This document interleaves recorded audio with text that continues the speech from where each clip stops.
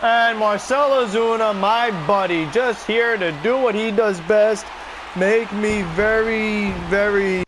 Hey everyone, hope you're all doing well. Welcome to another New York Mets franchise mode, episode number 51. As in the last game, we were in an early 3-0 hole, struggling with DeGrom, was able to kind of figure it out, get his timing down, get on a roll. Bullpen held up really well. You know, we had Betances, Diaz, and Lugo, that combination, 7, 8, 9, with Lugo in the 8th, Diaz in the 9th. And it really just helped us get the job done and keep us in the game because I had a lot of chances. We both had 11 hits.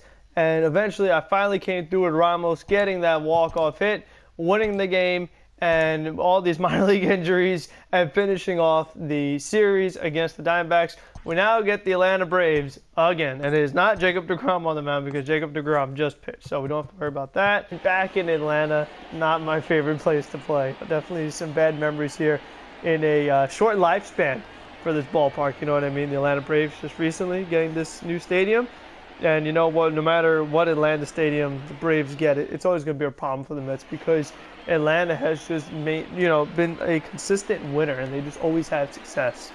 They do a really good job. As much as we may dislike them as Met fans, we can't deny that they obviously win ball games. As Jeff McNeil starts us off with a base hit. Good way to start. 1-2 from Stroman. Oh boy, that's going to be a problem. Robbie Cano. Hanging slider. Oh, yeah, man. Every time I throw a slider, it's an RBI. I mean, we know that.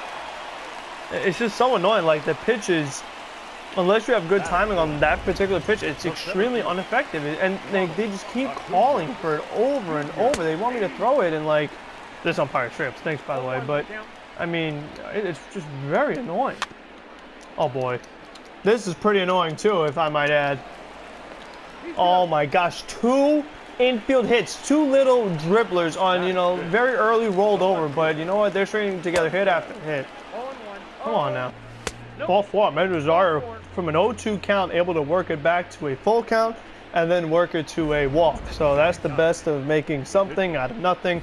I mean, he still is a number 8 hitter, so they're going to avoid him in the National League and try to pitch around him and get to the pitcher. But still, I mean, those first 2 pitches, they were strikes. So I mean, they were kind of trying to avoid me, but not really. That's my favorite part of the day, bunting somebody over. We know I'm a bunting expert. As you see right there, I mean, who else could drop down quality bunts like that? So, I mean, perfect bunt as always, right? It's so brutal, dude. Like, so inconsistent with this bunting. It's so annoying. Jeff McNeil drives out to deep left center field. Thank you, Demetrius, for zone because that is out of here. Jeff McNeil going to the opposite field. And the New York Mets take the lead. It is a 2-1 ball game. Oh, baby. That was one that I thought was going to be, first of all, there's 2 options I think was going to happen. Number 1, I was going to swing and miss, because that's a pretty common thing. Then the other thing, I was expecting the good okay fly out to center field, because those are the 2 likely outcomes, especially the latter with the good okay to the outfield. But that one went to the outfield, but it wasn't a good okay to the center fielder. It was a perfect over the left field wall. Mike Foltynewicz, not a fan of the result, but I am, so that's what matters. We got to keep it up. I mean, that pitch was out of the strike zone. No way I hit that without zone. So, once again, thank you, Demetrius.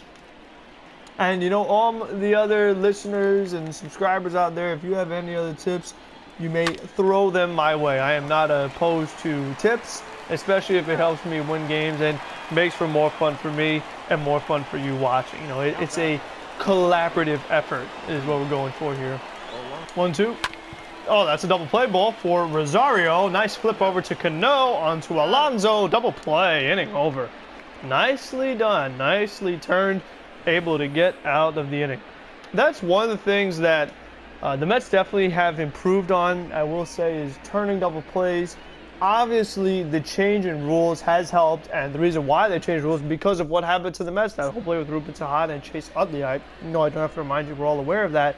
But you remember how that particular year, the Mets had a tough time turning double plays. I mean, their middle infield, it wasn't the greatest defensively. It was pretty good offensively, though. The combination of Wilmer Flores and Daniel Murphy, Murphy was a hero for the Mets in the postseason. We know he was the NLCS MVP. And Wilmer Flores, I still think that he's probably one of the more underrated Mets. I feel like, you know, people love Flores, don't get me wrong, like as far as fans, but I question just how much the team loved him. I feel like this is a guy that should have stayed on the Mets. And even when he was on the Mets, he should have got more playing time because he produced. We know he could lefties, but with consistent playing time, every now and then, he would hover around a 300 average. And we know just how clutch this guy is. I mean, how many walk-off hits did he have as a member of the Mets? But he was not a great defender at shortstop. One thing Flores did do, on the other hand, though, is play multiple positions. He played short, he played second, he played third, he played first. So, you know, all that stuff, it shouldn't go unnoticed.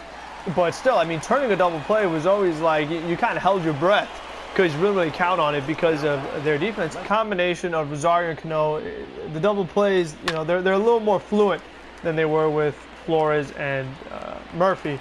But, I mean, if I had to pick, I kind of like Flores and Murphy just because that was the team that won more often. Was actually in the postseason, you know what I mean? And, you know, I honestly think that the Mets getting rid of both of them was a mistake because we saw the year that Murphy had right afterwards, right after the Nationals signed him because the Mets were so focused on getting Ben Zobrist, which I understand. I mean, don't get me wrong. Obviously, I wanted Ben Zobrist on the team. But, you know, Zobrist, he was getting older. I know he was also a World Series MVP that, you know, year, but it's just, it's a very tough thing because, you know, Murphy was a really good Met, not only in the locker room, but also just on the field. Because, again, like, you can't take that for granted. And I think a perfect example of that is somebody like Wilson Ramos, who, you know, a lot of people, they don't really want Ramos anymore. They want Yasmani Grandal or potentially another catcher. And it's like, don't take for granted that the guy can actually perform as a Met because you may think that, right on cue, you may think that Grandal is a better player. And you probably could make that case. They have their own strengths and weaknesses. I like Ramos' strengths. But there's no guarantee that Grandal can produce as a Met, whereas we know that Ramos can because he already did. And you know, another example of that, look at somebody like Edwin Diaz. He's supposed to be the best closer in baseball. Didn't perform as a Met. I mean, we've seen so many guys who just don't do it in the Mets uniform. So you can't just assume that because, you know, this guy's a better player, that means he's going to be a better Met. And it makes it tough for whoever's in charge, whether it is Brody or Wilpon or maybe if there is another owner or another general manager. It's never easy. It's such an unpredictable thing. So I feel like when you have somebody like Murphy, who's a good Met, you might want to keep that because you don't know if the guy you get, maybe a Jed Lowry or Todd Frazier or, you know, some of the other fill-ins that they try to get. Sherwood Cabrera was a really nice consolation piece, but all in all, it's hard. But when you have somebody that's good and performs for you, you really want to keep them, especially if they want to be on your team and they're not asking for a ridiculous contract, which Murphy wasn't. I just don't understand, you know, the point of that because for me, Murphy was there for the Mets thick and thin.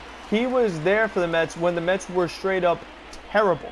You know what I mean? Like the Mets were really, really bad. They were awful to watch. And Murphy was on the team, you know what I mean? Like he was there. He suffered with, you know, us Met fans pretty much. And one of the moments, I will say for me, as a Met fan, the one that really maybe touched me the most was when the Mets clinched in Cincinnati and David Wright and Daniel Murphy embraced in a big hug because those were the two original Mets, the two guys that dealt with all the losing, being able to embrace and share in some winning. So, I don't know, man. I just think that Murphy is a guy that they really never should have let him slip away. Obviously, he has had his injuries now. He's not the same player. I mean, he still is better than Jed Lowry, though. You know what I mean? So, I mean, that's just something that it's one of those what-ifs, and we can't go back into the time and change it. But I do think we do have to keep it in mind when we think of somebody that is doing well as a Met, somebody like Ramos. And let's say Wilson Ramos happens to walk at the end of free agency and the Mets try to get another catcher that people may think, oh, you know, this catcher, he might be the next big deal. But then what if he doesn't perform as a Met? And you're just like, oh, well, we kind of miss Ramos. Like, don't be surprised if that happens. By the way, it's out of here because Wilson Ramos hit a home run for me while I was doing that whole rant. Here's a ground ball for Rosario. All right, oh, and he throws it away. I mean, come on, Rosario. Here I was talking about, you know, improved infield defense. Not really. I mean, I know Rosario and Cano aren't amazing, but just forget that whole thing. There's a double play ball, though, and Cano can't get to it because he has no range. And Freeman lines that one base hit. I mean, you know the leadoff error is going to lead to a run, of course. And there's Acuna, right on cue. And Marcell Ozuna, my buddy, just here to do what he does best, make me very, very not happy. This guy does not stop. He has 9 home runs. At least 5 of them have to be against me. At least.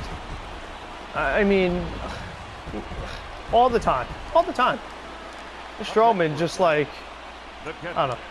This thing could have been a lot better without Rosario making errors and Cano not being able to get to balls, but oh my gosh. Here I was thinking I was having a pretty good game, and in 2 seconds it's just wiped out.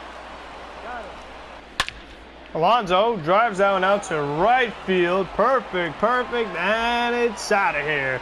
P. Alonso gets a run back for the New York Mets and trims the lead from 7-4 to 7-5. I mean, that pitch was a tough one to take in a 3-2 count, especially with Alonso. I am more aggressive with him than I am with my other hitters, only because I know that he's the one guy that really can do stuff like that on pitches that the other hitters, they probably can't really drive them out like the way he can. He just has such unreal power that things like that are going to happen. I mean, one of the real big home runs from Pete Alonso's season last year really stands out was early in the season. He went to dead center field over in that waterfall out there. So, I mean, just unreal power that guy has.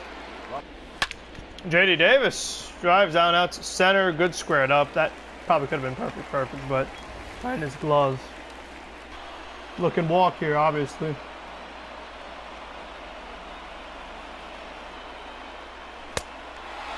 I don't know how I missed it. I probably moved the PCI like a dope, but I mean, oh my gosh, how did I miss that one? Oh, Charlie Culberson on a fastball on the outside corner? Come on now. The Braves, I don't know how they're in last place this virtual season because their offense is crazy. I mean, how did he hit that one that far? Are you serious? Good okay. Yeah. You imagine I got a good okay that went that far out and drove it off the wall? I mean, every good okay I get is a fly out. Well, I said I don't really drive any good okays out, but Conforto was able to drive that one out, hitting that one over the right field wall. I mean, what's that at this point? Just a stat booster? You know, I can't believe I gave up all those runs. Now batting, the left fielder, JD drives down out to center there. That's a regular good okay. Oh, Nimmo. I mean, what are we doing here? Come on. How did he not catch that one? What was wrong? He just like, he ran next to it. He didn't even make an effort. He didn't put a glove up. And Marcell Ozuna, another home run. This guy cannot quit. He just won't leave me alone. Of course, it's a secondary pitch because you know that anytime you throw a pitch that isn't a fastball, it's going down the middle, and then it goes over the wall. Oh, come on, umpire. I don't want to play this anymore, and you're making me stay here longer than I have to. I just want to get this game over with. I lost. I get it, but I mean, why do you have to do that? Why do you have to call pitches that are strikes balls to really extend this make me angry? Can you please stop? Come on. And then I walk him.